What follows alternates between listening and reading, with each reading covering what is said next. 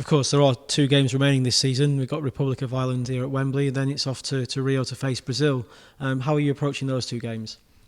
Well, very seriously. I mean, first of all, the 150th anniversary game here against Ireland. Ireland are a very tough nut to crack. I mean, as we've seen over the years, where they constantly punch above their weight by reaching the major finals.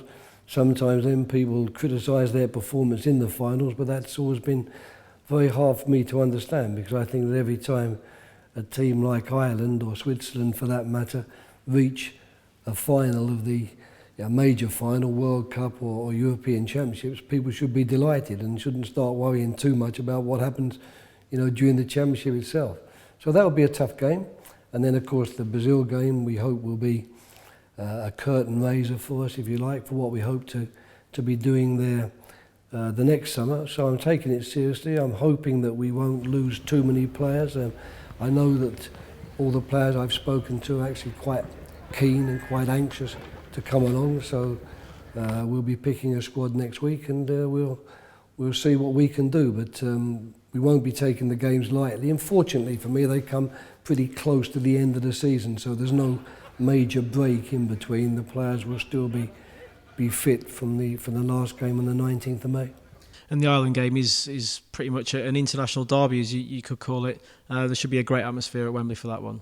Yeah, I'm hoping so. I mean, the Irish certainly will bring a few people, but we've been well supported at Wembley. I can't make any complaints whatsoever about the support we've been given. There was a full house here when we played Belgium before we left. The matches in the qualifications have all been full houses, or as near as damn it to full houses. So, we've got to be very, very happy with that. And we can't emphasise enough, I don't think, as players and coaches, how much that means. We've got these 3 very, very important qualifiers at home. We need to win them all, and we need the fans to be our 12th man. It might sound like a cliche, but it's unfortunately not a cliche. It's just a fact of life and a truth. So if we can get the real sort of passionate and almost partisan support that sometimes we have to face when we go and play away from home from other countries' fans, that will help us enormously. And Brazil, you mentioned it's a curtain raiser for next summer, hopefully.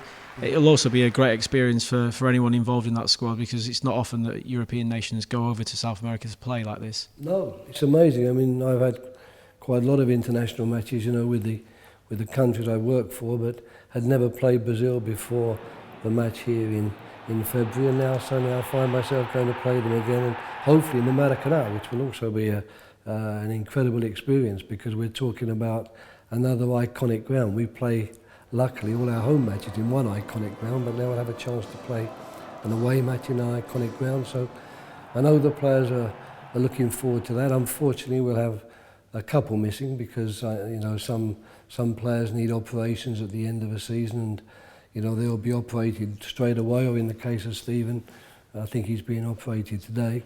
But I'm rather hoping that the bulk of the other players that we're counting on in the autumn will be available, and I'm certain they'll profit from the experience.